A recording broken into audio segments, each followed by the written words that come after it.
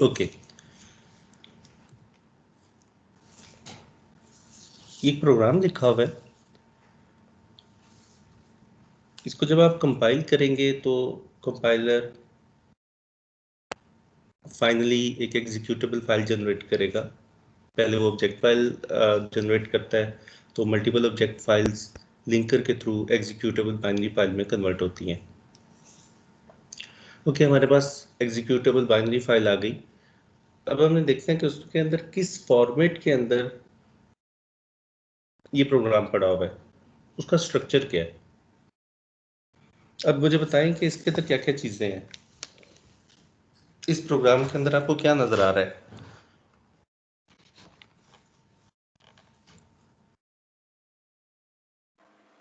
Sir ये आप count के बारे में पूछ रहे हैं? मतलब एक प्रोग्राम में क्या होते हैं, क्या क्या सेगमेंट्स हो सकते हैं। मैं स्ट्रक्चर की बात कर रहा हूँ कि जब प्रोग्राम है एग्जीक्यूटेबल बाइनरी, इसमें देखें हमने दो ग्लोबल वेरिएबल्स बनाए हैं इंटीजर टाइप के, उनको इनिशियलाइज किया हुआ है। फिर एक मेन फंक्शन है जहाँ से एग्जीक्यूशन स्टार्ट होगी, फिर एक लोकल वेरिएबल है इंटीजर सी, फिर प्रोसेसिंग हो रही है, दो नंबर्स जो ए और बी ऐड हो रहे हैं और सम सी में स्टोर हो रहा है, और फाइनली सी वेरिएबल डिस्प्ले हो रहा है। अब जब इस प्रोग्राम को कंपाइल करेंगे, कंपाइल करने के बाद जो हमारा एग्जीक्यूटेबल बाइनरी फाइल बनेगी डिस्क के ऊपर, उसका स्ट्रक्चर कैसा होगा।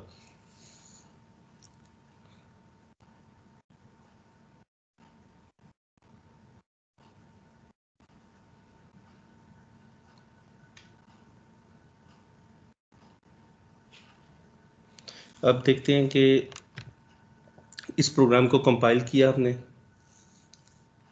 अब जो एग्जीक्यूटेबल बाइनरी फाइल बनी है डिस्क के ऊपर, उसमें वेरियस सेगमेंट्स होंगे। पहला है कोड सेगमेंट। अब हमारे प्रोग्राम में दो ही चीज़ें होती हैं, या तो डाटा होता है या कोड होता है। कोड से मुराद है एग्जीक्यूटेबल इंस्ट्रक्शंस जो रन टाइम के ऊपर एग्जीक्यूट होंगी। लाइक यहाँ पर प्रोसेसिंग हो रही है, C is equal to A plus B, दो नंबर ऐड हो रहे हैं, ये कोड है। उसके बाद डिस्प्ले हो रहा है सी।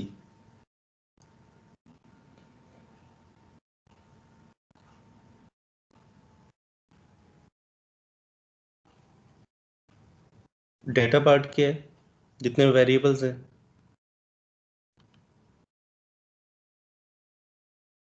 अब जब हम इस प्रोग्राम को कंपाइल करेंगे तो हमारे प्रोग्राम के अंदर जितना भी कोड होगा वो सारा कंबाइन हो जाएगा, एक सेगमेंट में आ जाएगा, और वेरिएबल्स जो हैं वो दूसरे सेगमेंट में आ जाएंगे। अब जितने भी फंक्शंस होंगे प्रोग्राम के, जितना भी एग्जीक्यूटेबल कोड होगा, वो सारा एक ग्रुप हो जाएगा एक ही सेगमेंट के अंदर, उसको हम कहते हैं कोड सेगमेंट। और जो ग्लोबली इनिशियलाइज्ड वेरिएबल्स होते हैं, ग्लोबली इनिशियलाइज्ड वेरिएबल वो डेटा सेगमेंट के अंदर आ जाएंगे।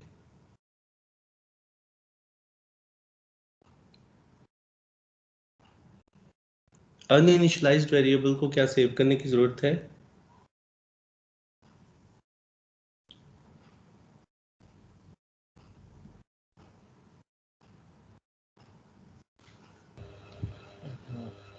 सर उसके लिए स्पेस तो रखनी पड़ेगी ना, कि कभी भी वैल्यू चेंज होती है उसकी।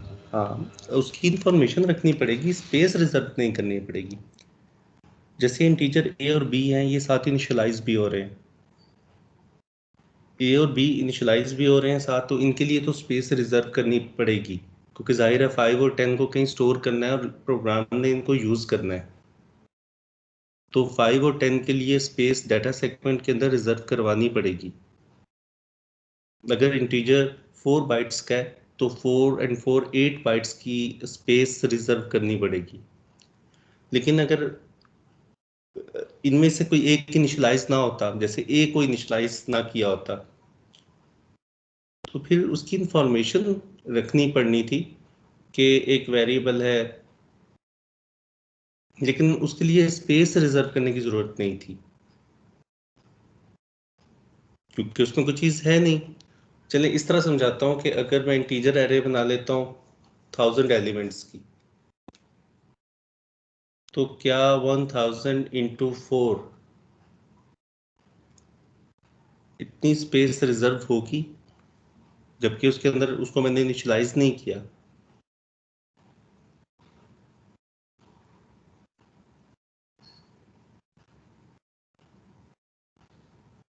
इसी तरह अगर 1000 की, अगर मैं 1 मिलियन एलिमेंट्स की कैरे बना दूं, तो क्या उसके लिए भी डिस्क स्पेस रिजर्व होगी, जबकि मैंने उसे इनिशियलाइज नहीं किया।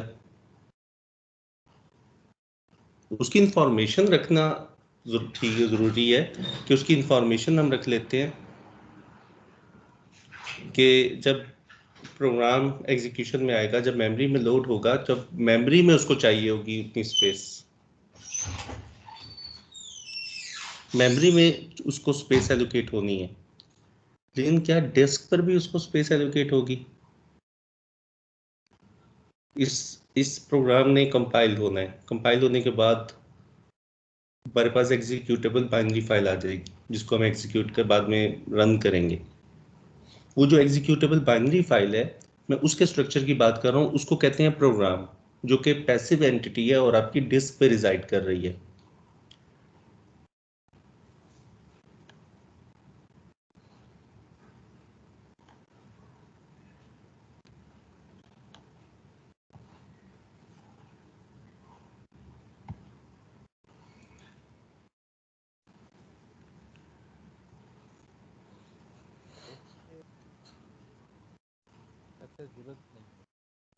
डिस्क पे मेमोरी रिजर्व करने की ज़रूरत नहीं है।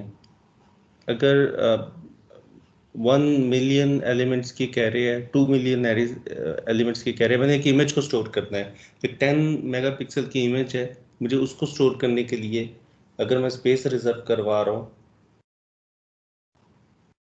तो क्या वो डिस्क पे भी स्पेस रिजर्व होगी? इट डिपेंड्स कि क्या उसको इनिशियलाइज किया है या नहीं, और क्या उसका स्कोप, उस वेरिएबल का स्कोप ग्लोबल है या लोकल है, ये भी मैटर करता है।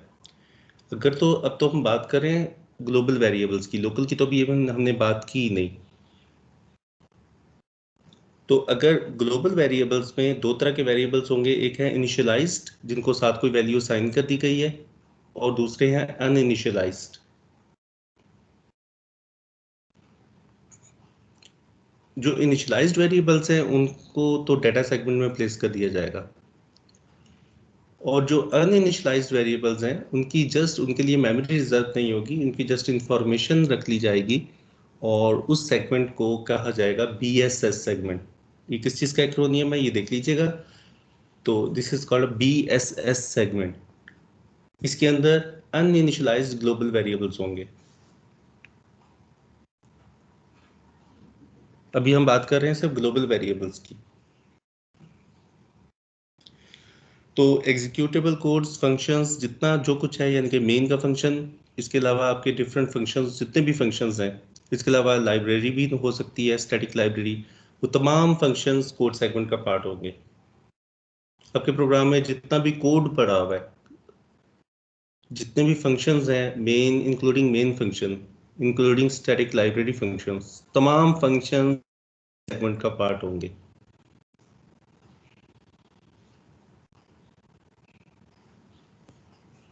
ये प्रोग्राम का स्ट्रक्चर है। प्रोग्राम यानी कि बाइनरी एग्जीक्यूटेबल फाइल, जो कि आपकी डिस्क पे पड़ी है।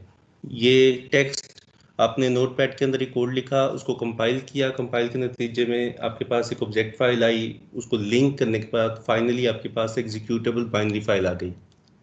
उसका नाम है A.out। ये एग्जीक्यूटेबल बाइनरी फाइल है, इसका नाम लिखकर एंटर करेंगे शेल पे, तो ये एग्जीक्यूट हो जाएगी, रन हो जाएगी।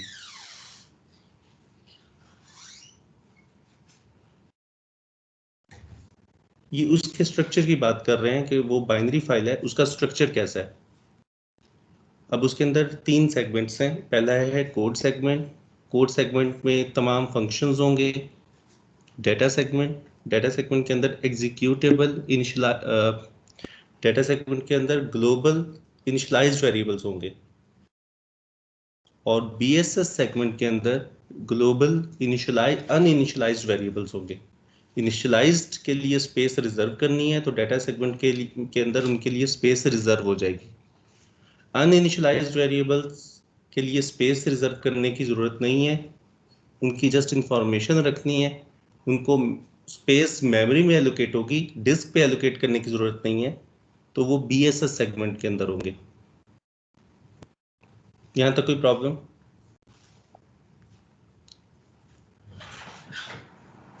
ये तीनों सेगमेंट समझ आए हैं आप लोगों को? Yes sir. नो तो फिर क्लियर? कोड में क्या होगा? कोड के अंदर तो कोड होगा आपका।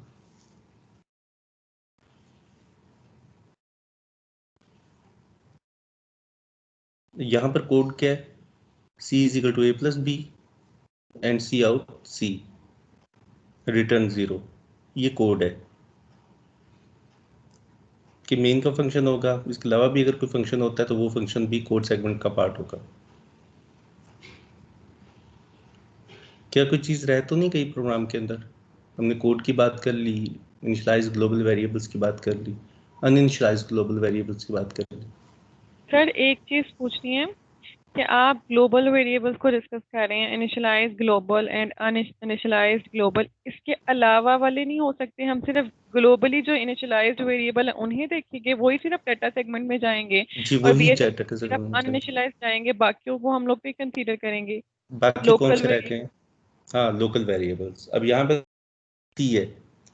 अब जो लोकल वेरिएबल है ये कहाँ पर मेमोरी रिजर्व होगी इसके लिए? Any idea? मेमोरी तो रिजर्व होनी है।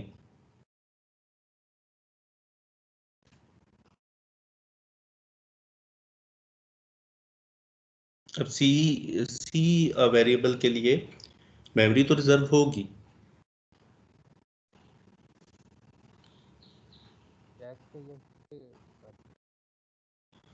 इसके लिए मेमोरी स्टैक पर रिजर्व होती है। जो लोकल वेरिएबल्स होते हैं वो स्टैक पे ग्रो करते हैं, इनके लिए मेमोरी रिजर्व होगी, वो यूज़ करेंगे। जैसे ही फंक्शन रिटर्न करेगा स्टैक अपनी मीन पोजीशन पर वापस आ जाएगा, यानी कि लोकल वेरिएबल्स डिस्ट्रॉय हो जाएंगे। लोकल वेरिएबल्स उस वक्त तक एक्सेसिबल रहते हैं जब तक फंक्शन रिटर्न नहीं करता।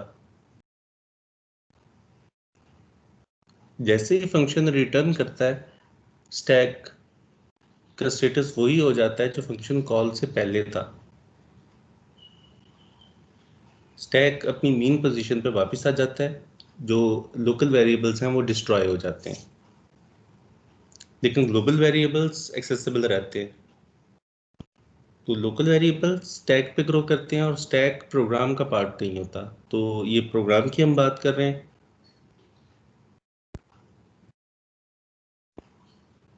तो प्रोग्राम में तो स्टैक नहीं होता, तो लोकल वेरिएबल्स सेव नहीं होंगे, उनके लिए कोई मेमोरी रिजर्व नहीं होगी डिस्क की, डिस्क पे स्पेस एलोकेट नहीं होगी उसे। लेकिन अगर मैं सी को साथ इनिशियलाइज भी कर देता, मैं लिख देता सी इज इक्वल टू से 0 या 10, अब वो 10 कहाँ सेव होता?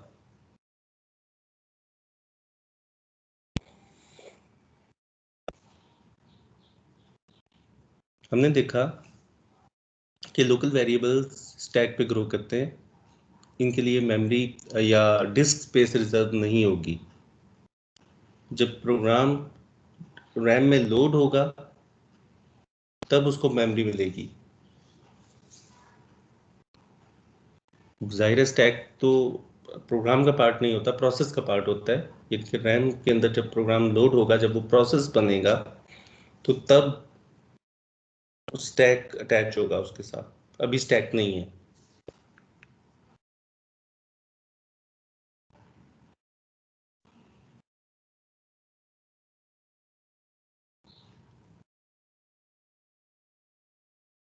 तो अगर मैं सी को इनिशियलाइज कर देता हूँ तो वो इंफॉर्मेशन कहाँ सेव होगी?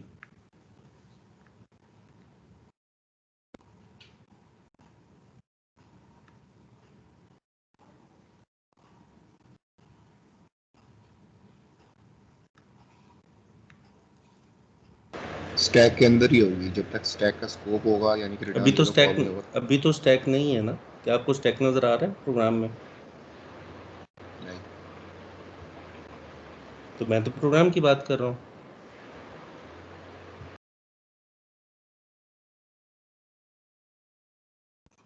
प्रोग्राम के अंदर तो यही 3 सेगमेंट्स हैं, code, data and BSS segment. Book के अंदर आपको बीएसएस सेगमेंट और डाटा सेगमेंट को कंबाइन दिखाया हुआ है डाटा सेगमेंट के नाम से, लेकिन थोड़ा सा प्रैक्टिकली डिफरेंस है। इनिशियलाइज्ड वेरिएबल्स डाटा सेगमेंट के अंदर होते हैं और ग्लोबली अनइनिशियलाइज्ड वेरिएबल्स बीएसएस सेगमेंट के अंदर होते हैं। तो ये 3 सेगमेंट्स हैं टोटल। अब जो लोकल वेरिएबल्स की बात करते हैं, यहाँ पर जो कोड में आपको सी नजर आ रहा है, इसको इनिशियलाइज कर दिया जाए या ना इनिशियलाइज किया जाए, एक ही बात है। इसकी इंफॉर्मेशन, इसकी क्रिएशन कोड का पार्ट है अभी डिस्क पे। तो इसमें कोड लिखा होगा कि स्टैक के ऊपर 4 बाइट्स रिजर्व करने, और अगर आपने इनिशियलाइज कर दिया सी को तो उसकी इंफॉर्मेशन भी आ जाएगी कि स्टैक के ऊपर कुछ राइट हो रहा है। अगर आप कर देते हैं सी इज इक्वल टू 10 से, तो पहले स्टैक पर स्पेस रिजर्व होगी 4 बाइट्स की और उसको फिर 10 असाइन हो जाएगा, और ये रन टाइम पे होगा। जब प्रोग्राम रन हो रहा होगा तब ये काम होगा। ये काम इंस्ट्रक्शंस लिख के किया गया है। अभी अगर आप इसे इनिशियलाइज कर देते हैं तो इंफॉर्मेशन कहाँ सेव होगी? वो 10 अगर आप इसे साइन कर देते हैं तो 10 कहाँ सेव होगा? वो इंस्ट्रक्शन की फॉर्म में कोड सेगमेंट का पार्ट होगा। वो रन टाइम पे स्टैक में एलोकेट होना है, तो पहले स्टैक के ऊपर वो पुश होगा या वो किसी तरीके से वो राइट होगा, लेकिन रन टाइम के ऊपर होगा। लोकल वेरिएबल्स स्टैक पे क्रिएट होते हैं, स्टैक पे ग्रो होते हैं, और वो रन टाइम पे ग्रो होते हैं, यूज होते हैं और डिस्ट्रॉय हो जाते हैं। स्टैक पे ग्रो हुए, यदि कि स्टैक ग्रो किया, उसके ऊपर वो क्रिएट हुए, यूज हुए और डिस्ट्रॉय हो गए। जी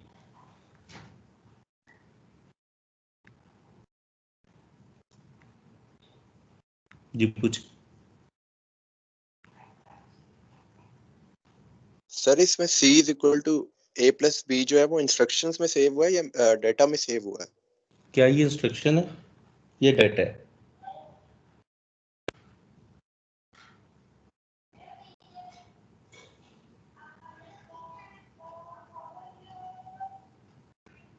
आपको क्या लगता है ये कोड है या इंस्ट्रक्शंस है? अरे है तो इंस्ट्रक्शन, मगर सी की वैल्यू अपडेट तो होगी। इसके इक्विवेलेंट इंस्ट्रक्शन क्या है? Add a b. ये तो एक्चुअली इंस्ट्रक्शन है, एडिशन हो रही है, प्रोसेसर ने ये एडिशन करनी है। तो इंस्ट्रक्शन फैच होगी, डिकोड होगी, फाइनली एग्जीक्यूट होगी। तो एग्जीक्यूशन के अंदर इसके रिजल्ट्स कंप्यूट होंगे। तो ये तो इंस्ट्रक्शन है।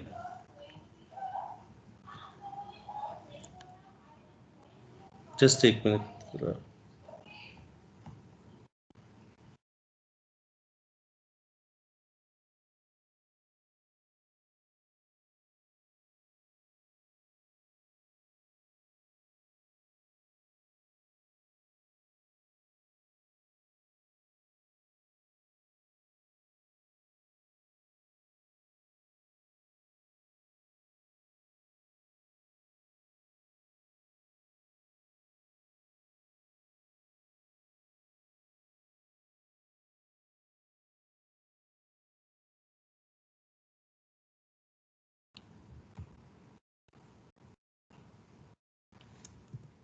जी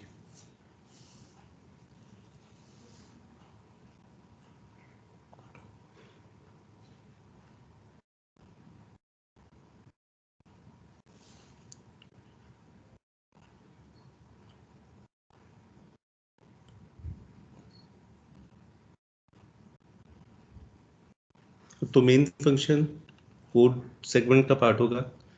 जो कुछ भी इसके अंदर लिखा हुआ है वो कोड सेगमेंट के अंदर होगा। तो इसके अंदर एक सी वेरिएबल क्रिएट डिक्लेयर हो रहा है, इनिशियलाइज अगर इसी हो रहा है, उसकी इनिशियलाइजेशन भी वो भी कोड सेगमेंट का पार्ट होगी। लेकिन सी वेरिएबल के लिए जो मेमोरी रिजर्व हो रही होगी वो स्टैक पर हो रही होगी। सर एक चीज पूछनी है जी सर, मेन फंक्शन पूरा का पूरा हमारा कोड पे जाएगा, ठीक है? उसमें लोकल वेरिएबल इनिशियलाइज हो रहे हो या डिक्लेयर हो रहे हो कोई फर्क नहीं पड़ता, क्योंकि सेविंग तो हम लोग उनकी स्टैक में कर रहे होंगे। जी ऐसा ही है ना? ऐसा ही है। Okay sir. अब आपने तो सी का कोड लिखा है ना, लेकिन जब कंपाइलर इसको कंपाइल करेगा तो एक्चुअली वो इसको ट्रांसलेट इस तरह करेगा कि वो स्टैक पर स्पेस क्रिएट करेगा, वहाँ पर सी को इनिशियलाइज करेगा और रिटर्न जहाँ आपने किया रिटर्न 0, वहाँ पर वो कोड प्लेस करेगा जिसमें वो इनको डिस्ट्रॉय कर देगा। जब आप असेंबली लैंग्वेज का कोर्स पढ़ेंगे तो फिर आप डिटेल में देखेंगे इसको, और ये काम आप खुद कर रहे होंगे। लेकिन अगर अभी तक नहीं पढ़ा तो फिर ये समझ लें कि लोकल वेरिएबल्स स्टैक पर डिक्लेयर होते हैं, स्टैक पर क्रिएट होते हैं, इनिशियलाइज हुए, यूज हुए, और जैसे ही फंक्शन ने रिटर्न किया वो डिस्ट्रॉय हो गए, स्टैक अपनी मेन पोजीशन पे वापस आ गया। तो डेटा सेगमेंट के अंदर हमेशा ग्लोबल वेरिएबल्स होंगे, ग्लोबली इनिशियलाइज्ड वेरिएबल्स, उनके लिए डिस्क पे स्पेस रिजर्व की जाएगी। और बीएसएस सेगमेंट, उसके अंदर ग्लोबली अनइनिशियलाइज्ड वेरिएबल्स होंगे, उनके लिए कोई स्पेस रिजर्व नहीं की जाएगी, जरूरत ही नहीं है करने की। इसके अलावा तो कोई चीज़ नहीं है आपके प्रोग्राम में। कोड सेगमेंट के अंदर जितने भी फंक्शंस हैं, चाहे वो स्कैटर्ड फॉर्म में पड़े हुए हैं, अगर कोई लाइब्रेरी फंक्शन लाइब्रेरी को आपने फंक्शन कॉल किया है, अब डिपेंड करता है कि वो लाइब्रेरी स्टैटिक है या डायनेमिक है। अगर स्टैटिक लाइब्रेरी है तो फिर वो भी इंक्लूड हो जाएगी। अगर डायनेमिक लाइब्रेरी है फिर वो इंक्लूड नहीं होगी, उसने रन टाइम पे इंक्लूड होना है। तो स्टैटिक लाइब्रेरी फंक्शन है तो वो भी कोड सेगमेंट का पार्ट होगा। डेटा सेगमेंट के अंदर ए और बी आएंगे इस प्रोग्राम के, और बीएसएस सेगमेंट एम्प्टी होगा क्योंकि कोई भी वेरिएबल ऐसा नहीं है जो अनइनिशियलाइज्ड हो। अगर होता तो वो बीएसएस सेगमेंट में उसकी इंफॉर्मेशन आती, उसकी टाइप आ जाती।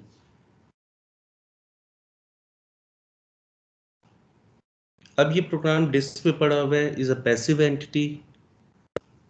इसको आपने रन किया शेल के थ्रू या जीयूआई के थ्रू, अब इसको मेमोरी में लोड होना है।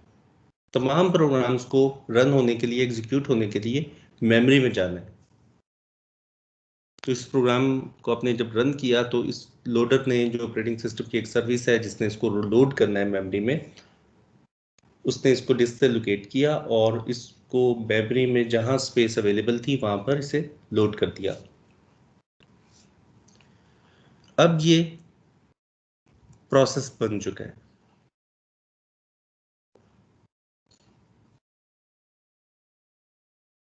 अब इसे प्रोसेस कहेंगे। अभी तक हम प्रोग्राम और प्रोसेस को एक ही कंसीडर कर रहे थे, लेकिन अब प्रोग्राम क्या है, पैसिव एंटिटी है जो कि डिस्क पे रिसाइड कर रही है, और प्रोसेस एक्टिव एंटिटी है जो मेमोरी में मौजूद है।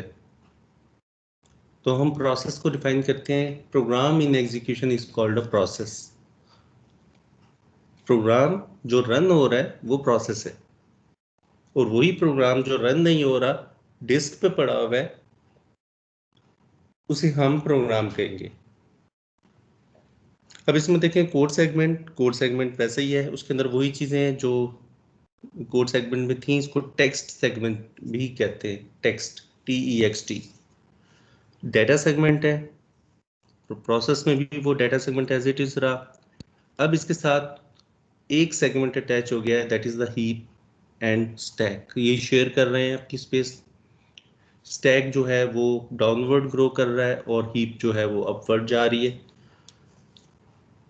स्टैक में लोकल वेरिएबल्स ग्रो करेंगे। हर प्रोसेस का अपना स्टैक होगा, उसका साइज क्या है वो ऑपरेटिंग सिस्टम मैनेज करता है कि स्टैक साइज क्या रखना है। ये जो रीजन अटैच करता है हीप और स्टैक पर मुश्तमिल, इसका साइज क्या होगा ये ऑपरेटिंग सिस्टम डिसाइड करेगा। अब समझने की चीज़ ये है कि स्टैक पर लोकल वेरिएबल्स ग्रो करेंगे। इसके अलावा स्टैक की और भी एप्लीकेशंस हैं। अगर आप कोई फंक्शन कॉल करते हैं तो रिटर्न एड्रेस स्टैक पर पुश होगा, ये वो वाला उस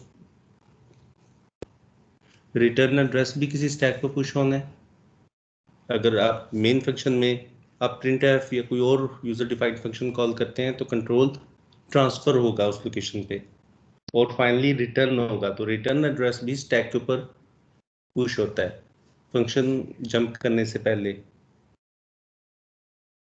अगर कोई इंटरप्ट आ जाता है तो इंटरप्ट के नतीजे में भी जो रिटर्न एड्रेस है वो भी कहीं सेव होना है, तो वो भी इसी स्टैक के ऊपर सेव होगा।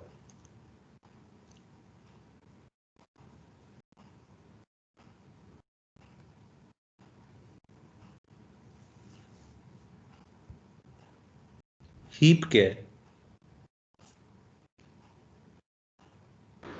सर यहाँ पर सारे पॉइंटर्स वगैरह आते हैं। सारे पॉइंटर्स तो कहीं भी हो सकते हैं। पॉइंटर्स तो डाटा सेगमेंट में भी हो सकते हैं, स्टैक पे भी हो सकते हैं। सर सर मैं परमानेंट मेमोरी सी वेरिएबल को, ये जो सी वेरिएबल है इसको भी मैं पॉइंटर डिक्लेयर कर सकता था, तो तब ये स्टैक पर होता। मैं ए और बी को भी पॉइंटर डिक्लेयर कर सकता था।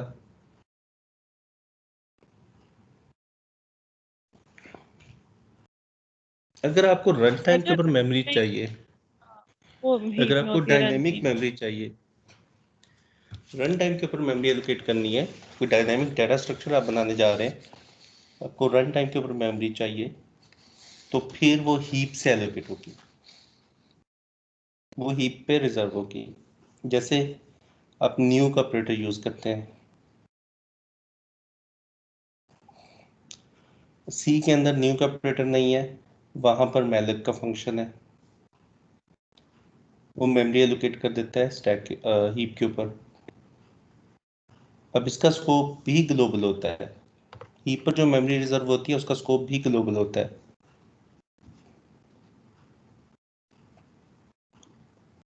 अगर आपने मैलक फंक्शन कॉल करते हुए रन टाइम पे मेमोरी रिजर्व करवाई है हीप के ऊपर, तो उसको आपको खुद डी एलोकेट डिस्ट्रॉय करना होगा, डी एलोकेट करना होगा, खुद से नहीं होगी। किसी एक फंक्शन ने रिजर्व की है, वो तमाम फंक्शंस को एक्सेसिबल होगी।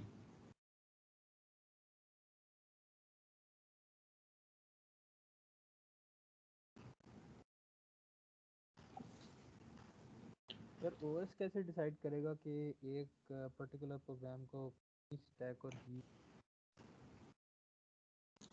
ओएस ने, अब ये तो बात क्लियर है कि हीप और स्टैक अटैच होगा हर प्रोसेस के साथ, लेकिन उसका साइज क्या होगा ये फिक्स्ड नहीं है। 2 किलोबाइट है, 4 किलोबाइट है, 8 किलोबाइट, कुछ भी हो सकता है, एमबीज में हो सकता है। तो ये operating system to operating system vary करता है, और सेम ऑपरेटिंग सिस्टम में भी ये रन टाइम पे चेंज हो सकता है, चेंज हो सकता है, not at the run time.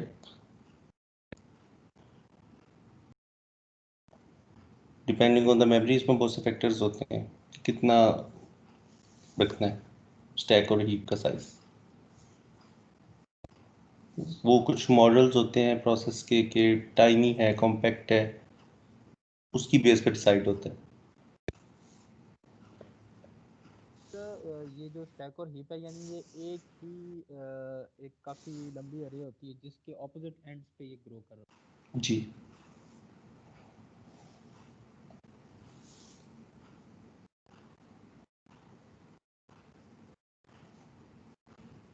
तो जो समझने की ज़रूरत है जो चीज़, वो ये है कि आपको डिफरेंस पता होना चाहिए प्रोग्राम और प्रोसेस के वेरियस सेगमेंट्स का, और ये किस सेगमेंट के अंदर क्या चीज़ रिजाइड करेगी, कोड सेगमेंट में क्या होगा, डाटा में क्या होगा, हीप और स्टैक में क्या होगा, उनका यूजेज क्या है।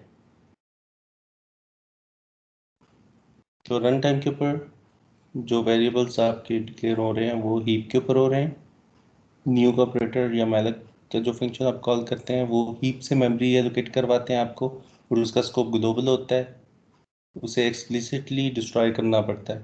खुद मेमोरी डिस्ट्रॉय नहीं होती, यानी कि डीएलोकेट नहीं होती। स्टैक जो फंक्शन रिटर्न करता है तो स्टैक अपनी मेन पोजीशन पर वापस आ जाता है। तो स्टैक, अगर आपने कुछ फंक्शन, आपने पॉइंटर रिटर्न करना है तो पॉइंटर लोकल वेरिएबल का नहीं हो सकता। अगर किसी फंक्शन से पॉइंटर रिटर्न करवाना है तो वो पॉइंटर खुद लोकल वेरिएबल पर नहीं हो सकता, सेव वो लोकल वेरिएबल का पॉइंटर नहीं हो सकता।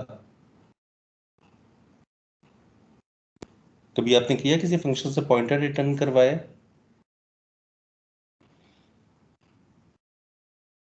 No sir. अगर अगर मैं यहाँ के सी का एड्रेस रिटर्न करवा दूँ, कोई भी फंक्शन है, ये तो मेन फंक्शन है, चलिए अगर कोई और फंक्शन होता तो मैं सी का एड्रेस रिटर्न करवाता, और जबकि सी खुद स्टैक पे क्रिएट हुआ हुआ है तो स्टैक तो अपनी मेन पोजीशन पे वापस आ जाएगा। तो बाद में मैं उस एड्रेस को डीरेफरेंस करूंगा तो क्या होगा?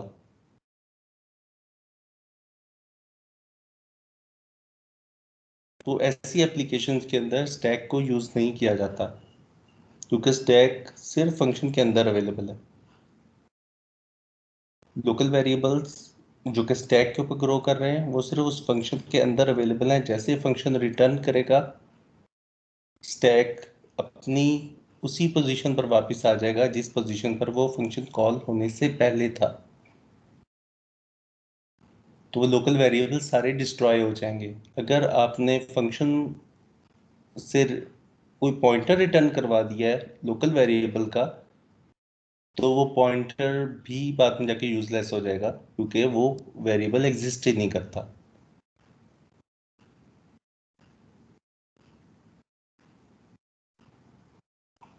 तो वहां पर हमें हीप यूज करनी होगी। अगर डायनेमिक डाटा स्ट्रक्चर बनाना है तब भी हमें हीप यूज करनी होगी,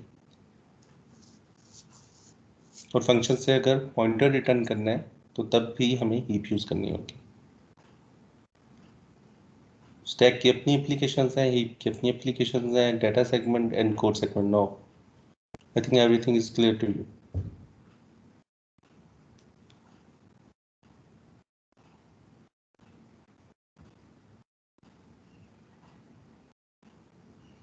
प्रोग्राम और प्रोसेस में फर्क वाज़ेह हो गया?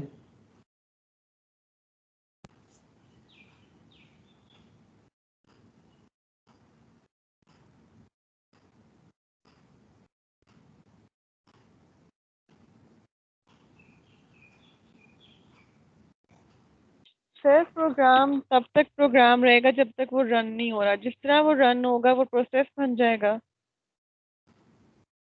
एक्चुअली डिस्क पे रिजाइड कर रहा है प्रोग्राम है, आप उसे दूसरी डिस्क पे कॉपी कर सकती हैं। यूएसबी पे कर लिया आपने कॉपी, वो प्रोग्राम है। क्या? जब वो रन हो रहा है, मेमोरी के अंदर मौजूद है, तो प्रोसेस है। ओके ठीक है। जब तक डिस्क में है तो प्रोग्राम है, जिस तरह वो मेमोरी में शिफ्ट हुआ हाँ एग्जीक्यूट होने के लिए तो वो प्रोसेस बन हाँ। गया। अब प्रोग्राम तो रहेगा, डिस्क पे तो मौजूद है, लेकिन जो उसकी कॉपी रैम के अंदर मौजूद है जो रन हो रही है, that is called process. Okay. अब मैं प्रोग्राम का नाम दूंगा तो इसका मतलब मैं उस कॉपी की बात कर रहा हूँ जो डिस्क पे पड़ी हुई है। अगर मैं प्रोसेस का नाम ले रहा हूँ तो इसका मतलब है मैं उसकी उस कॉपी की बात कर रहा हूँ जो इस वक्त रन हो रही है। ओके। अब मुझे बताएं कि से कि मेरे पास 1000 एलिमेंट्स की एक एरे है और मुझे किसी खास नंबर को सर्च करना है उसमें से। मुझे सिक्वेंशली करना होगा, पहले starting from index 0 1 2 and so on.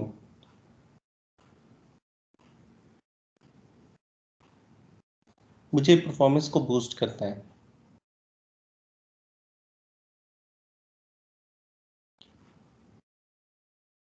Binary search लगा दें इसमें। क्या करते हैं? बाइनरी सर्च अगर लगा दें। बाइनरी सर्च तो हमेशा अप्लाई नहीं हो सकती, वो तो तभी अप्लाई हो सकती है कि अगर डाटा सॉर्टेड पड़ा हुआ है।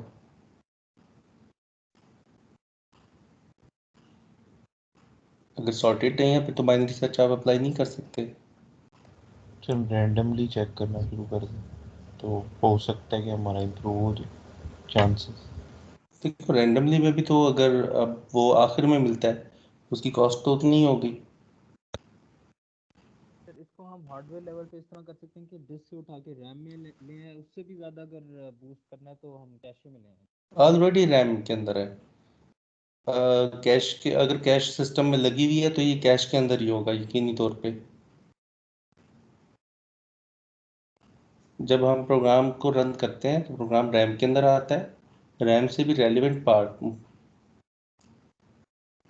जो जो रन होना है वो कैश पहले वो लेवल 1 कैश पे आता है, फिर उससे भी कुछ पार्ट उसका लेवल 2 कैश में चला जाता है। तो डाटा और कोड कैश में जाते हैं। तो ये एरे जो है ये कैश में मौजूद होगा अगर कैश मेमोरी है। उस तरह इससे फास्ट करने में प्रोग्रामर का तो कोई रोल नहीं है। वो तो सिस्टम में अगर कैश होगी तो वो फास्ट होगा, कैश नहीं होगी तो वो रैम से फैच हो रहा होगा तो वो स्लो होगा रिलेटिवली।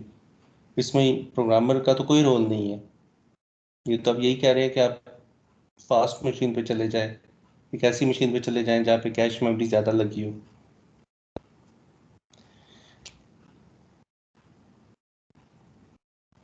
मैं अब प्रोग्रामर के हवाले से बात कर रहा हूँ कि प्रोग्रामर ने इसकी परफॉर्मेंस को बूस्ट करना है। मशीन है, फिक्स्ड मशीन है, उसके अंदर 4 प्रोसेसर लगे हुए हैं या आप कह लें कि 4 कोर्स लगी हुई हैं। आजकल मल्टी कोर मशीन्स हैं तो हर सीपीयू के अंदर मल्टीपल कोर्स हैं अप टू 4। तो मुझे परफॉर्मेंस को बूस्ट करना है। अब पहले तो हम बात करते हैं कि अगर यूनी प्रोसेसर मशीन है, एक ही प्रोसेसर है, एक ही कोर है, मुझे सर्चिंग को फास्ट करना है तो 1000 एलिमेंट है मे बी के ज़्यादा हो इसका साइज, चलिए 1000 ले लेते हैं। अब सर्चिंग मुझे करनी है linear, starting from first index, second, third, fourth, मुझे लीनियरली सर्च करना है। बाइनरी सर्च अप्लाई नहीं हो सकता। रैंडम तो मैंने कभी नहीं देखा किसने यूज़ किया हो।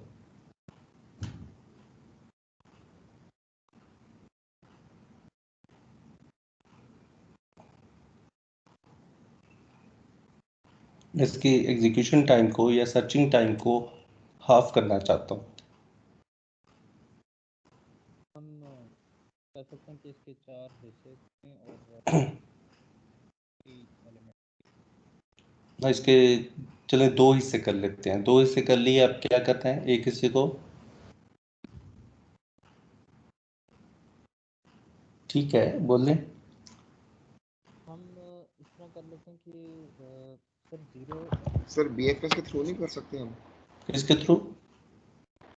बीएफएस वो क्या चीज़ है? सर ब्रेथ फर्स्ट सर्च के अंदर सर।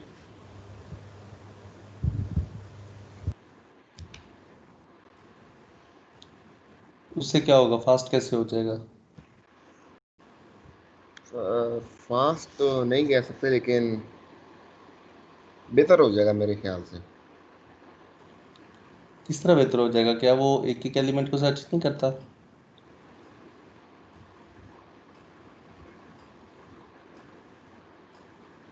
तो फिर क्या करें, इसको और ए को डिवाइड कर दें 2 पार्ट्स के अंदर जिस तरह अभी आप कह रहे हैं? वो तो जो सोल्यूशन दे रहे थे, जो उन्होंने कहा कि 4 पार्ट्स में डिवाइड करते हैं। मैंने कहा चलो 4 नहीं 2 कर लें अभी। फिर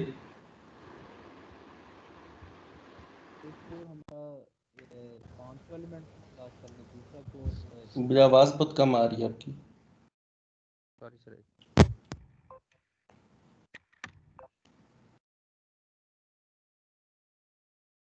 सर 500 एलिमेंट्स एक कोर सर्च कर ले, दूसरा कोर जो है दूसरे 5 एलिमेंट्स में सर्च कर ले, और जी, एक कोर वैसे हमारा आइडल होगा और एक कोर ओएस चला ले। इस तरह से अगर हम करें, अगर मैं कहता हूँ कि हमारे पास 2 कोर्स हैं, ड्यूअल कोर है, तो एक तरीका तो ये हो सकता है कि हम इसको ब्रेक कर लें 2 पार्ट्स में, और एक पार्ट जो है वो एक और पर रन हो जाए, यानी कि उस पर सर्च हो जाए,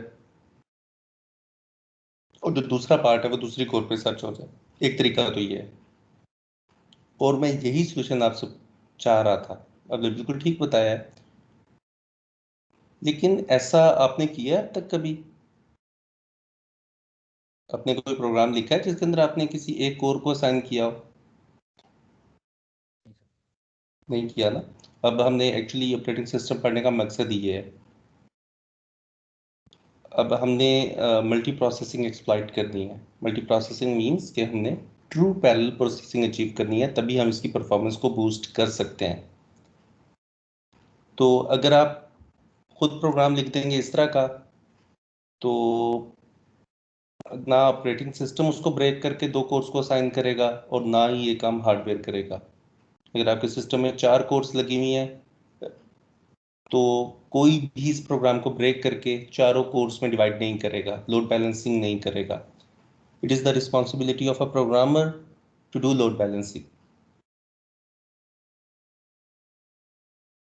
अगर प्रोग्रामर इसको स्पीड अप करना चाहता है, इसके एग्जीक्यूशन को, तो ये उसकी रिस्पॉन्सिबिलिटी है कि उसको 4 पार्ट्स में या उतने पार्ट्स में ब्रेक करे जितनी कोर्स लगी हुई है, और हर कोर को उसका पार्ट असाइन करे।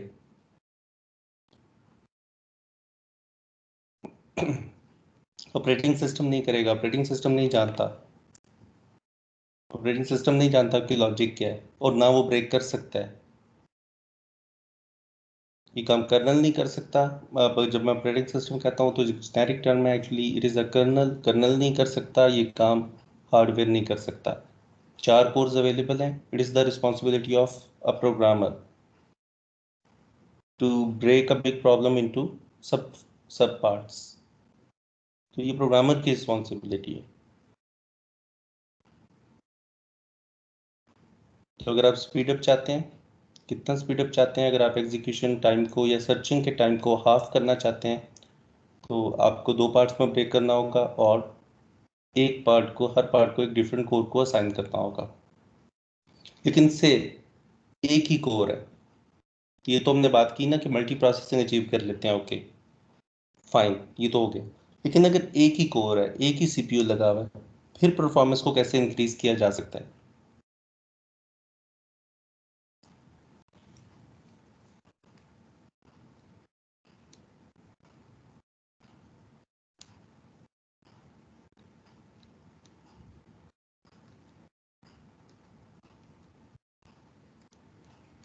सर मल्टीटास्किंग के अलावा तो फिर हमारे पास कोई ऑप्शन नहीं होती।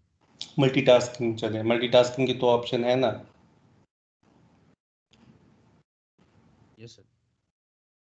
मल्टीटास्किंग में अगर एक प्रोग्राम होगा तो एक ही प्रोसेस बनेगा by default.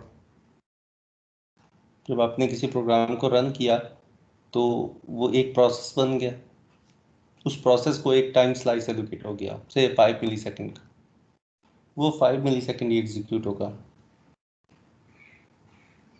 5 milli second execute होगा, फिर टाइम स्लाइस ओवर हो गया, कंट्रोल लेकर किसी और प्रोसेस को दे दिया गया, फिर किसी और को, एंड सो ऑन, फिर फाइनली इसके पास आया कंट्रोल। नेक्स्ट टाइम अगर भी हम 5 मिली सेकेंड एग्जीक्यूट हुआ।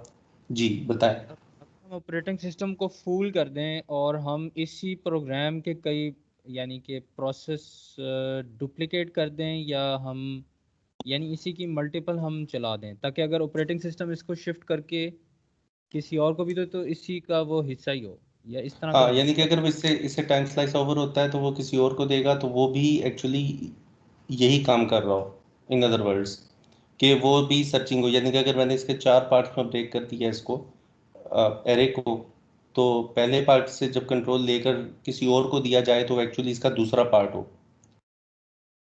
और उससे उसका जब टाइम स्लाइस ओवर हो, उससे कंट्रोल लेकर तीसरे को दिया जाए तो तीसरा भी एक्चुअली इसका तीसरा पार्ट हो। सर मगर इससे एक प्रोसेस ही रन होगा एक टाइम, एट अ टाइम। मतलब बाय डिफॉल्ट तो एक ही होगा। अगर आप किसी प्रोग्राम को सर रन करते हैं तो उससे एक ही प्रोसेस क्रिएट होता है बाय डिफॉल्ट। लेकिन आप मल्टीपल प्रोसेस बाद में क्रिएट कर सकते हैं। यानी कि वो जो प्रोसेस है वो प्रोसेस फर्दर प्रोसेसेस को क्रिएट कर सकता है। इसका मतलब ये है कि हमने अब तक जो डिस्कशन किया उससे ये पता चला है कि जो सीपीयू की एलोकेशन होती है वो प्रोसेस लेवल पे होती है। जितने प्रोसेस होंगे वो ही उनको ही टाइम स्लाइस एलोकेट होगा और वो ही कोर्स को असाइन होंगे। अगर 4 कोर्स हैं तो 4 प्रोसेस होंगे, तो वो then there is a possibility, या हम खुद फोर्सफुली करवा सकते हैं कि हर कोर को एक प्रोसेस असाइन करवाते हैं। अगर 4 से ज़्यादा हो जाएंगे प्रोसेस तो फिर मल्टीटास्किंग आ जाएगी।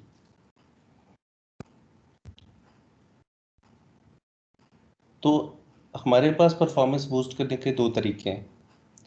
एक तरीका तो यह है कि हम मल्टी प्रोसेसिंग अचीव कर लें किसी तरीके से। अगर हमारे पास मल्टीपल कोर्स हैं तो एक पार्ट एक कोर पे चला दें, दूसरा दूसरे पे चला दें।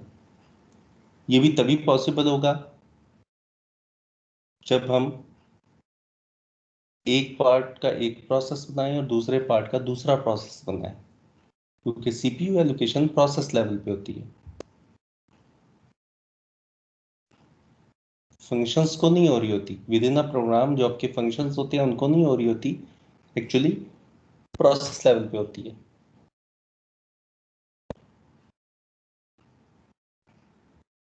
जितने प्रोसेस होंगे वो ही जो हमारा जो कर्नल है वो उन्हीं को ही असाइन करवा रहा होगा। टाइम स्लाइस भी हर प्रोसेस का अपना होगा फॉर मल्टीटास्किंग।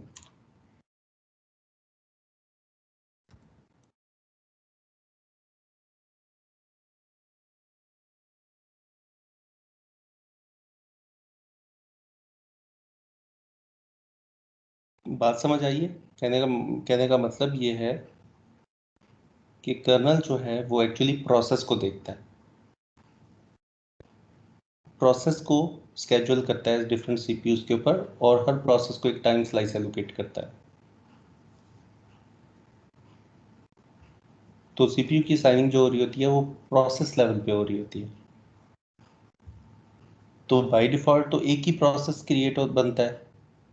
जब हम किसी प्रोग्राम को रन करते हैं तो बाय डिफॉल्ट एक ही प्रोसेस क्रिएट होता है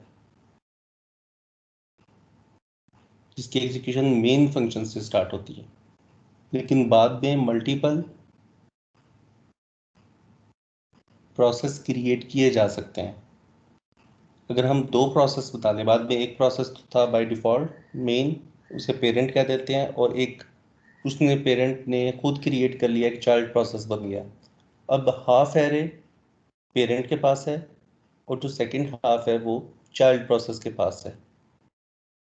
अब पेरेंट प्रोसेस एक कोर पे रन हो रहा है और चाइल्ड प्रोसेस दूसरी कोर पे रन हो रहा है, और दोनों के दरमियान ट्रू पैरेलल प्रोसेसिंग हो रही है, और दोनों के दरमियान कोई डिपेंडेंसी भी नहीं है। डिपेंडेंसी तो कोई नहीं है ना, सर्चिंग हो सकती है पैरेलल में। अब सर्चिंग की जो कॉस्ट है वो हाफ हो जाएगी, इसका जो एग्जीक्यूशन टाइम है वो हाफ हो जाएगा, दोनों पैरेलल में होंगी। तो इसकी जो भी सर्चिंग का टाइम था, अगर वो 5 मिली सेकेंड था तो वो 2.5 मिली सेकेंड हो जाएगा, क्योंकि दोनों पैरेलल में रन हो रहे होंगे। ये तो था अगर आपने मल्टी प्रोसेसिंग अचीव करनी है। लेकिन अगर एक ही कोर लगी हुई है, सिस्टम में एक ही कोर है, फिर स्पीड को कैसे बूस्ट करेंगे? उसका तरीका आपने सजेस्ट किया कि इस तरह करते हैं कि टाइम स्लाइस ज़्यादा एलोकेट करवा लेते हैं। और टाइम स्लाइस ज़्यादा एलोकेट करवाने का तरीका ये है कि हम एक और प्रोसेस क्रिएट कर लें, यानी कि चाइल्ड प्रोसेस क्रिएट कर लें, या पेरेंट को भी टाइम मिल रहा है, पेरेंट को भी 5 मिली सेकेंड मिल गया टाइम, और चाइल्ड प्रोसेस को भी 5 मिली सेकेंड मिल गया। कलेक्टिवली कितना टाइम मिला? 10 मिली सेकेंड। तो टाइम डबल मिल गया। पहले 5 मिली सेकेंड मिल रहा था, एक ही प्रोसेस था तो उसको 5 मिली सेकेंड मिल रहा था उस प्रॉब्लम को सॉल्व करने के लिए, यो सर्चिंग करने के लिए। अब चूंकि हमने उसको प्रॉब्लम को 2 पार्ट्स में ब्रेक कर दिया, 2 प्रोसेस बना लिए, हर प्रोसेस को सेपरेट टाइम मिला, तो कलेक्टिवली डबल टाइम मिल गया पहले से।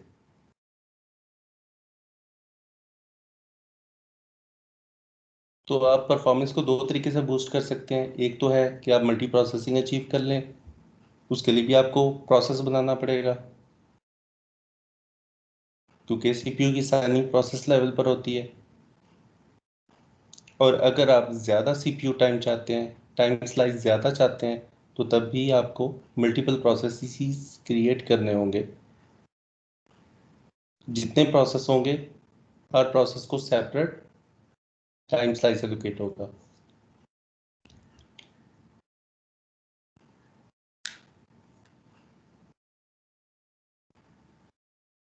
तो दो तरीके हैं। यहाँ तक मुझे बताएं, स्लाइड में कोई प्रॉब्लम, कुछ चीज़ समझ ना आई हो?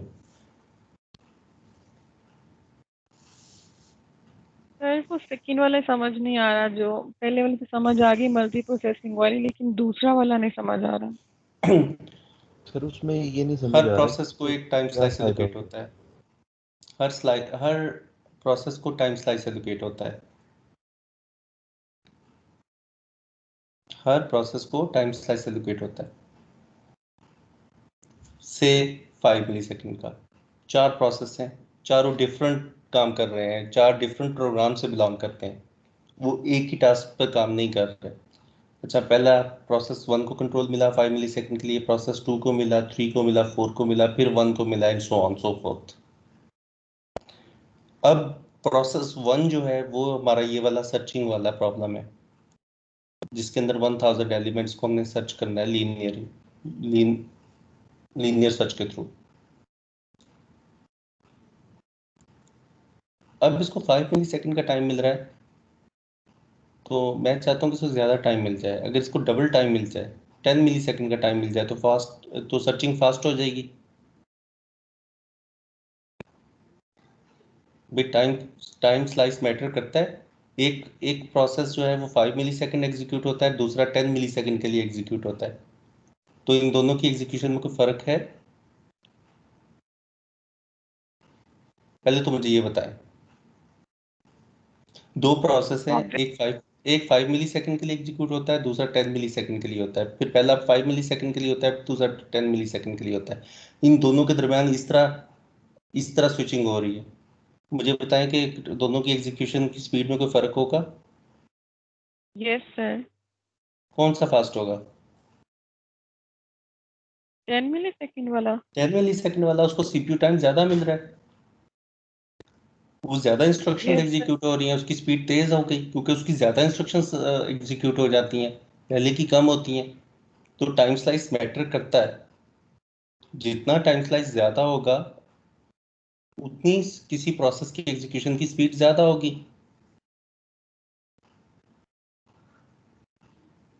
तो अगर हम इस तरह करें, टाइम स्लाइस ज़्यादा लेने का तरीका यही है कि टाइम स्लाइस, हर प्रोसेस को एक सेपरेट टाइम स्लाइस मिलता है, तो हम नंबर ऑफ प्रोसेस ज़्यादा कर लें। कैसे? अब ये जो सर्चिंग वाला प्रोग्राम है, ये एक चाइल्ड प्रोसेस बना ले, चले एक और। अब दो हो गए, एक पेरेंट हो गया और एक चाइल्ड हो गया। चाइल्ड जो है वो एक पार्ट को चाइल्ड सर्च कर रहा है और दूसरे पार्ट को पेरेंट कर रहा है। अब ये दोनों एक ही प्रॉब्लम पे लगे हुए हैं तो दो प्रोसेस, दोनों को सेपरेट टाइम स्लाइस एलोकेट हुआ। पेरेंट को भी 5 मिली सेकेंड, चाइल्ड को भी 5 मिली सेकेंड। अब इन दोनों का कलेक्टिव टाइम हो गया 10 मिली सेकेंड। पहले कितना मिल रहा था सर्च करने के लिए? 5 मिली सेकेंड का टाइम, अब वो डबल हो गया।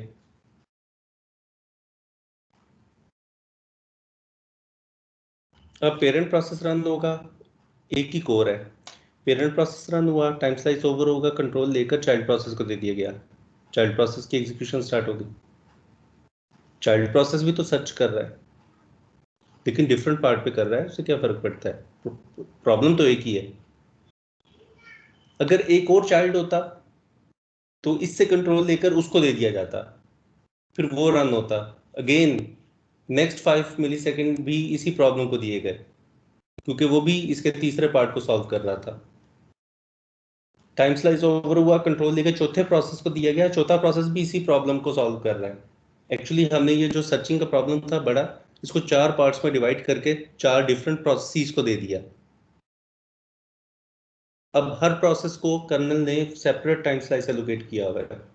एक का टाइम स्लाइस ओवर होता है, कंट्रोल दूसरे को दे दिया जाता है, दूसरे का टाइम स्लाइस ओवर होता है, कंट्रोल तीसरे को दे दिया जाता है, तीसरे का ओवर होता है, चौथे को दे दिया जाता है, और ये चारों प्रोसेस एक ही प्रॉब्लम को सॉल्व कर रहे हैं। तो क्या परफॉर्मेंस फास्ट नहीं, बूस्ट नहीं होगी, स्पीड फास्ट नहीं होगी?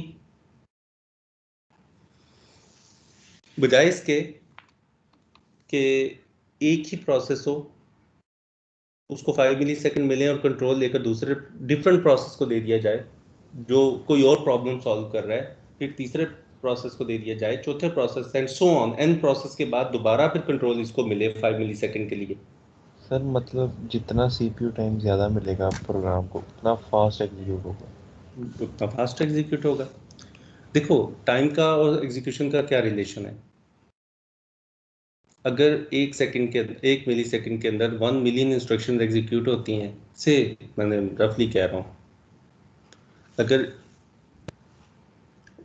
जबकि सीपीयू की स्पीड जो होती है 3 गीगाहर्ट्ज का जो प्रोसेसर है वो 3 बिलियन इंस्ट्रक्शंस पर सेकंड एग्जीक्यूट करने का कैपेबल है। चले मैं कहता हूँ कि 1 मिली सेकेंड का मतलब यह है कि 1 मिलियन इंस्ट्रक्शंस एग्जीक्यूट होती हैं। अगर 5 मिली सेकेंड का टाइम स्लाइस मिलता है तो इसका मतलब है 5 मिलियन इंस्ट्रक्शन एग्जीक्यूट होंगी, और जिसको और कलेक्टिवली अगर आपको एक सेकंड के अंदर सिर्फ एक दफ़ा 5 मिली सेकेंड मिलते हैं, नंबर ऑफ प्रोसेसेस बहुत ज़्यादा है, आपको एक सेकंड में सिर्फ एक दफ़ा कंट्रोल मिलता है 5 मिली सेकेंड के लिए, तो आप एक सेकंड में सिर्फ 5 मिलियन इंस्ट्रक्शन एग्जीक्यूट कर पा रहे हैं। लेकिन अगर आपका टाइम स्लाइस डबल कर दिया जाए, 5 से 10 मिली सेकेंड कर दिया जाए, तो आप एक सेकंड के अंदर 10 मिलियन इंस्ट्रक्शंस एग्जीक्यूट कर रहे होंगे। तो जितनी देर के लिए सीपीयू मिलेगा उतनी ज़्यादा इंस्ट्रक्शंस एग्जीक्यूट हो जाएंगी आपकी। कहाँ एक सेकंड में 5 मिलियन हो रही थी, कहाँ वो डबल हो गई, 10 मिलियन पर पहुंच गई। तो जितना ज़्यादा टाइम सीपीयू का आपको मिलेगा उतनी ज़्यादा इंस्ट्रक्शंस आप एग्जीक्यूट कर पाएंगे पर यूनिट टाइम।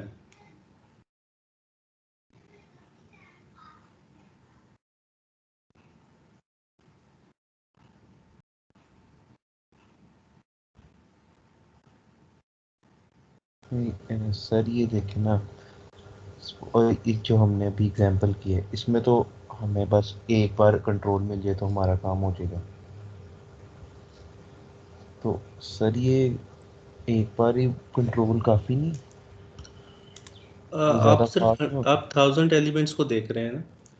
अगर मैं बात करूं कि आपने एक 10 मेगापिक्सल की इमेज है, उसको प्रोसेस करना है, उसके कंट्रास्ट को एनहांस करना है या उसकी इंटेंसिटी को एनहांस करना है, तो उसके लिए तो आपको पिक्सल बाय पिक्सल, अब 10 मिलियन पिक्सल्स हैं और आपको पहले एक पिक्सल के रेड कंपोनेंट, ग्रीन कंपोनेंट और ब्लू कंपोनेंट तीनों को प्रोसेस करना है। अब आप देख लें कितना टाइम लगता है। और यही अगर आप वीडियो प्रोसेसिंग कर रहे हैं तो इस तरह के आपके पास कितने फ्रेम्स होंगे। आप जस्ट इसको 1000 एलिमेंट्स को ना देखें ना, ये तो जस्ट एक एग्जांपल के तौर पे लिया है मैंने। अगर एक बड़ी प्रॉब्लम है तो वहाँ तो स्पीड मैटर करती है, वो तो फर्स्ट टाइम स्लाइस में नहीं होगा। अगर जो लोग वीडियो एडिटिंग करते हैं या जो लोग इमेज प्रोसेसिंग करते हैं वो जानते हैं कि क्या वजह होती है जिसकी वजह से उन्हें जीपीयू पे जाना पड़ता है, ग्राफिक प्रोसेसर यूनिट यूज़ करना पड़ता है। सीपीयू क्यों नहीं प्रोसेस कर सकता टाइमली? तो सर हम दो दफ़ा उसका यानी कोड करेंगे या हम प्रोग्राम दो दफ़ा उसकी EXE फाइल पे क्लिक करके उसको हाँ, रन करा? वो फिर देखते हैं कि हम किस तरह प्रोसेस बनाएंगे और फिर उसके बाद देखेंगे कि हम किस तरह अपनी बड़ी प्रॉब्लम को दो छोटे पार्ट्स में डिवाइड करेंगे या ज़्यादा पार्ट्स में डिवाइड करेंगे। तो सबसे पहले हमने सीखना है प्रोसेस क्रिएट करना और फिर हमने प्रॉब्लम को डिवाइड करना सीखना है, क्योंकि ये रिस्पॉन्सिबिलिटी प्रोग्रामर की है। प्रोग्रामर का काम है कि वो प्रॉब्लम को डिवाइड करे। कोई ना कर्नल और हार्डवेयर खुद से नहीं करेगा।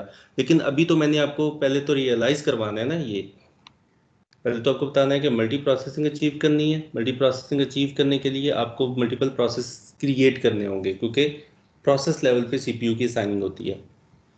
दूसरा, अगर आपके सिस्टम में एक ही कोर लगी हुई है तो फिर क्या फ़ायदा हो सकता है आपको?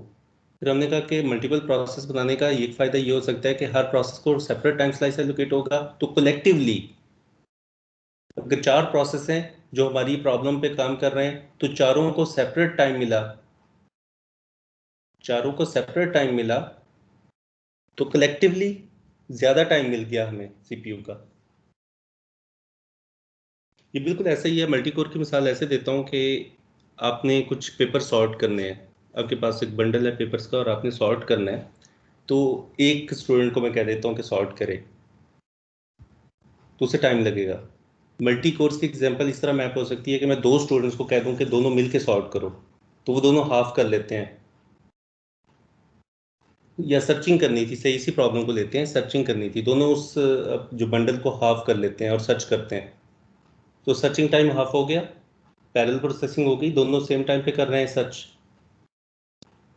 अगर मैं मज़ीद बूस्ट करना चाहता हूँ परफॉर्मेंस को, या मैं टाइम को फर्दर रिड्यूस करना चाहता हूँ, तो मैं 2 स्टूडेंट्स और लगा देता हूँ। अब क्या होगा, वो जो बंडल था वो इक्वली चारों ने आपस में डिवाइड कर लिया, अब चारों सर्च कर रहे हैं, तो जो सर्चिंग टाइम है वो 1/4 हो जाएगा।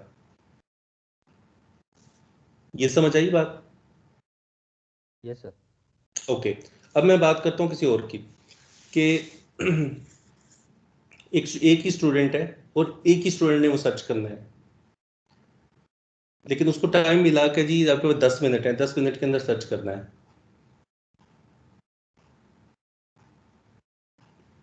10 मिनट के अंदर जितना सर्च कर लिया उसने कर लिया, उसके बाद उसको फिर नेक्स्ट डे 10 मिनट मिलेंगे सर्च करने के लिए।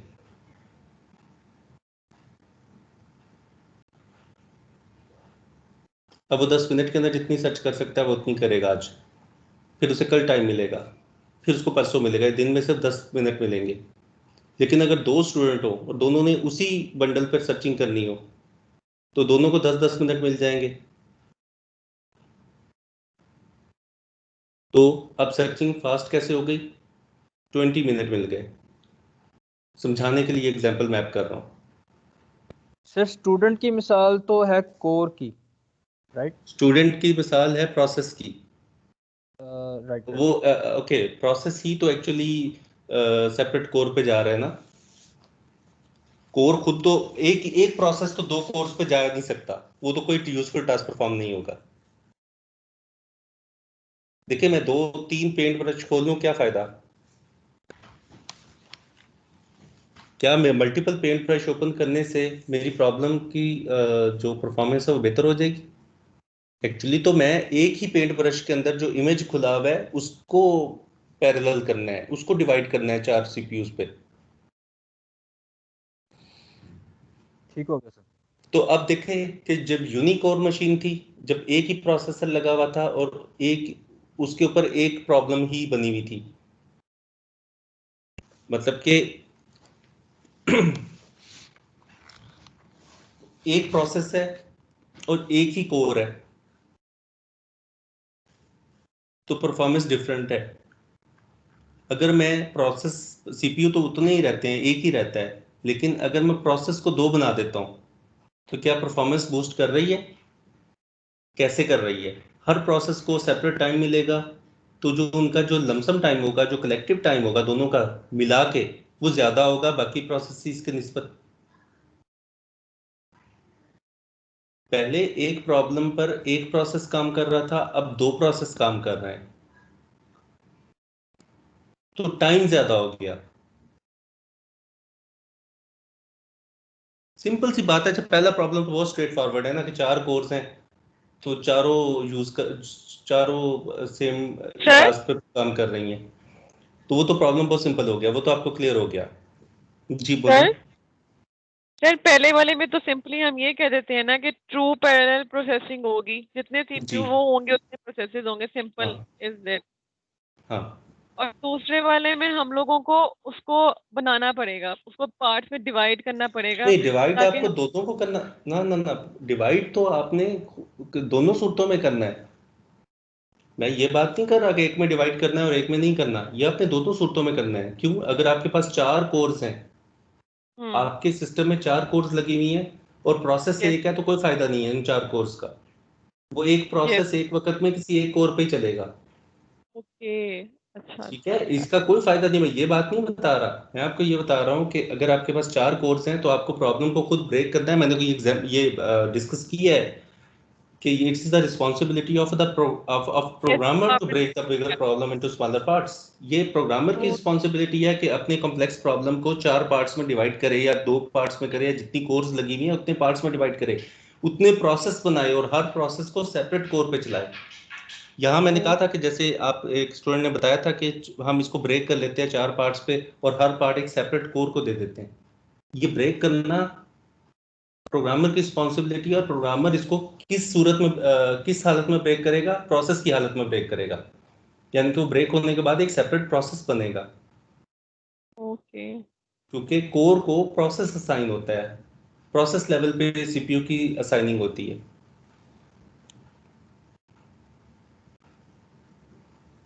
क्लियर हुआ? तो मल्टी प्रोसेसिंग अचीव करने के लिए आपको 4 प्रोसेस बनाने हैं या उतने प्रोसेस बनाने हैं जितनी कोर्स हैं, तो तब मल्टी प्रोसेसिंग अचीव होगी। ये तो स्ट्रेट फॉरवर्ड है। लेकिन अगर मैं कहता हूँ दूसरा सिनेरियो ये है कि मल्टी प्रोसेसिंग आप अचीव नहीं कर सकते क्योंकि मल्टीपल कोर्स नहीं है, एक ही कोर लगी हुई है। अब एक ही कोर पे आप परफॉर्मेंस को कैसे बेहतर बना सकते हैं? उसका तरीका यह है कि हम मल्टीपल प्रोसेस बना लें, बिल्कुल वही काम कर दें जो हम मल्टी कोर के लिए कर रहे थे, लेकिन अब वो चलेंगे सारे एक ही कोर पे 4 प्रोसेस। लेकिन चारों प्रोसेस का जो टाइम होगा उस प्रॉब्लम को सॉल्व करने का, वो एक प्रोसेस से ज्यादा होगा। एक प्रोसेस को मिलने थे सिर्फ 5 millisecond per unit time, इसको मिलेंगे 1 into 4, क्योंकि 4 प्रोसेस हैं, यानी कि 5 millisecond into 4 is 20 millisecond per unit time. तो सर कलेक्टिव टाइम यानी 4 गुना बढ़ नहीं गया? सर यानी उस स्टूडेंट ने 10 मिनट लगाए, अगले 10 मिनट उसने अब खाना खाना था, हमने उसी काम को 10 मिनट दोबारा उस पे लगा दिया, फिर वो 10 मिनट उससे अगले हाँ, वो यानी कि एक स्टूडेंट, 2 स्टूडेंट को हमने 10-10 मिनट का टाइम दे दिया। पहले स्टूडेंट ने आके 10 मिनट का काम किया, उसके बाद वो चला गया, फिर दूसरा स्टूडेंट उसी प्रॉब्लम पे लग गया। Right sir. दूसरा स्टूडेंट चला गया तो तीसरा स्टूडेंट ने भी वही काम करना था, तीसरा स्टूडेंट आके सर्चिंग वहीं से स्टार्ट कर देगा। इन शॉर्ट के हमने उस बंडल को 4 हिस्सों में तकसीम करके हर हर हिस्सा एक स्टूडेंट को दे दिया। पहले एक स्टूडेंट काम करता है, 10 मिनट सर्चिंग करता है, जितनी उसने सर्चिंग हो गई। उसके बाद दूसरा स्टूडेंट अपने बंडल पे करता है, तीसरा स्टूडेंट अपने बंडल पे करता है, चौथा स्टूडेंट अपने बंडल पे करता है। लेकिन वो जो 4 छोटे बंडल हैं, एक्चुअली तो वो एक ही बंडल था, प्रॉब्लम तो एक ही थी ना, एक बड़ा बंडल था जिसमें से सर्च करना था। सर ओके ओके, मुझे आई गॉट समझ आई बात? तो ये रिकॉर्डिंग आप सुनेंगे तो आपको फिर क्लियर हो जाएगा। तो 2 तरीके हैं हमारे पास परफॉर्मेंस को बूस्ट करने के। यूनी प्रोसेसर मशीन है, यानी कि एक ऐसी मशीन जिसमें एक ही प्रोसेसर या कोर अवेलेबल है, मल्टीपल है ही नहीं, जैसे पुरानी मशीन्स होती थी। उस पर परफॉर्मेंस कैसे बूस्ट होगी? उसका तरीका यह है कि आप मल्टीपल प्रोसेस बना लेंगे और हर प्रोसेस को सेपरेट सीपीयू टाइम मिलेगा, तो कलेक्टिवली आपकी प्रॉब्लम को ज्यादा टाइम मिल जाएगा, सीपीयू का ज्यादा टाइम आपकी प्रॉब्लम को मिल जाएगा। एक तो फायदा ये हो गया मल्टीपल प्रोसेस बनाने का। दूसरा फायदा ये हो गया कि अगर मल्टीपल कोर्स हैं तो हर प्रोसेस को सेपरेट कोर पर आप स्केड्यूल कर पाएंगे। अगर आप मल्टीपल प्रोसेस नहीं बनाते तो फिर तो आप मल्टी प्रोसेसिंग अचीव ही नहीं कर पाएंगे। बस आपने ये याद रखना है कि सीपीयू कोर या सीपीयू जो है वो प्रोसेस को असाइन होता है, प्रोसेस से छोटी चीज अभी तक हमने नहीं पढ़ी। आगे चल के जब देखेंगे, तब हम डिस्कस करेंगे। अभी तक हमने सिर्फ ये देखा है कि सीपीयू प्रोसेस को असाइन होता है, प्रोसेस से छोटे किसी यूनिट को असाइन नहीं होता।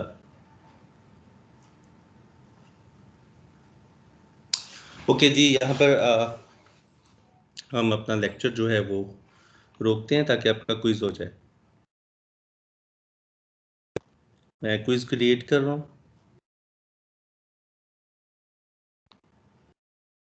आपको 10 MCQs हैं और सिर्फ 10 मिनट्स का टाइम मिलेगा। अगर आपने उस 10 मिनट के अंदर सबमिट नहीं करवाया तो वो आपका फिर क्विज काउंट नहीं होगा।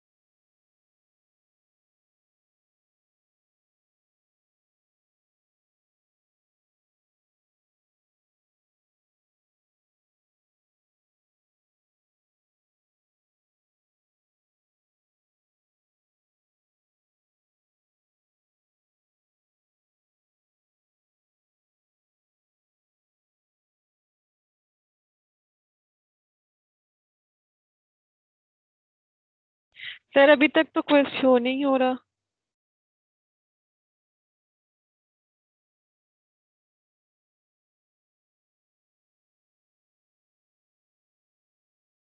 जी देखिए क्विज शो के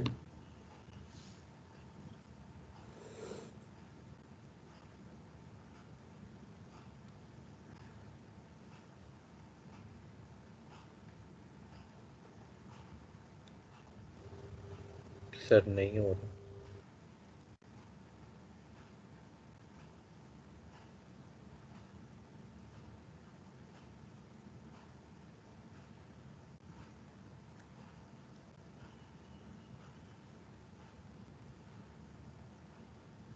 भी आ जाएगा आपको।